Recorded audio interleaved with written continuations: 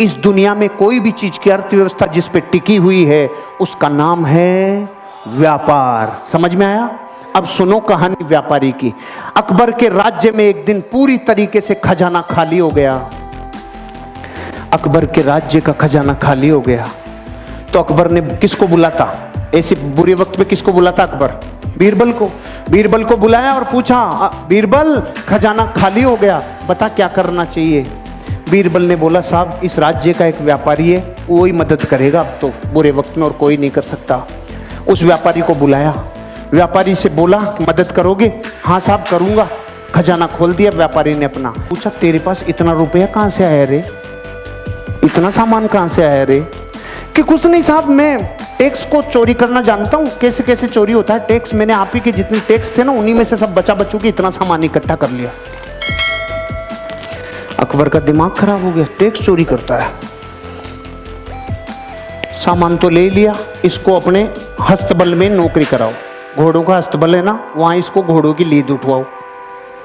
देखो प्रकृति, उसने सब दे दिया और इतना सच्चा बोल गया, और परिणाम क्या मिला? अस्तबल। किसी को कंप्लेन नहीं, किसी से कुछ नहीं बोला, उसने संभावनाएं खोजना चालू की। अब क्या संभावना है? क्योंकि व्यापारी असली डीएनए होता है ना, व्यापारी वो संभावना खोजता है। अब उसका क्या काम था? घोड़ों की लीद उठाने का काम। 6 महीने बाद अकबर का खजाना फिर खाली। खजाना खाली, किसको बुलाता? बीरबल को। बीरबल को बोला, भाई अब क्या करें, खजाना फिर खाली हो गया। बीरबल ने बोला, उसी को बुलाना पड़ेगा। अरे कि उसके पास अब क्या सामान बचा है? वो तो अपने घोड़ों की लीद उठाता है। कि नहीं, वो व्यापारी है, उसको बुलाओ, मदद वही करेगा और कोई कर ही नहीं सकता। उसको वापस बुलाया। भाई खजाना खाली हो गया, कोई मदद कर सकता है? हाँ साहब, लो, पहले से ज्यादा लो। अकबर ने बोला, अब की बार कहां से लाया रे तू?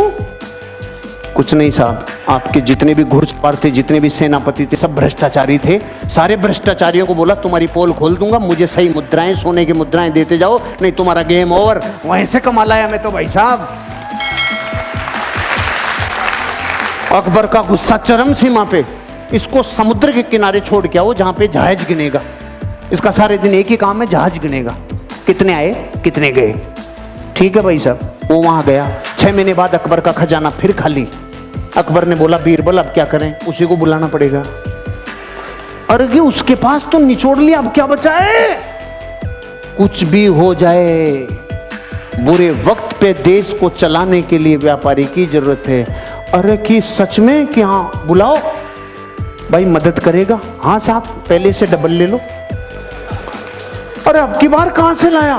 कि जहाज में जितने लोग आते थे, लोग इधर उधर का माल इधर उधर करते थे, सबको कह दिया, राजा ने मेरी ड्यूटियां लगाई है, टाइम पे टैक्स दे दो, टाइम पे सामान दे दो, सारे जहाजों के ऊपर तुम्हारे ऊपर ड्यूटी लगा दूंगा, नहीं तो। वहां से कमाल आया।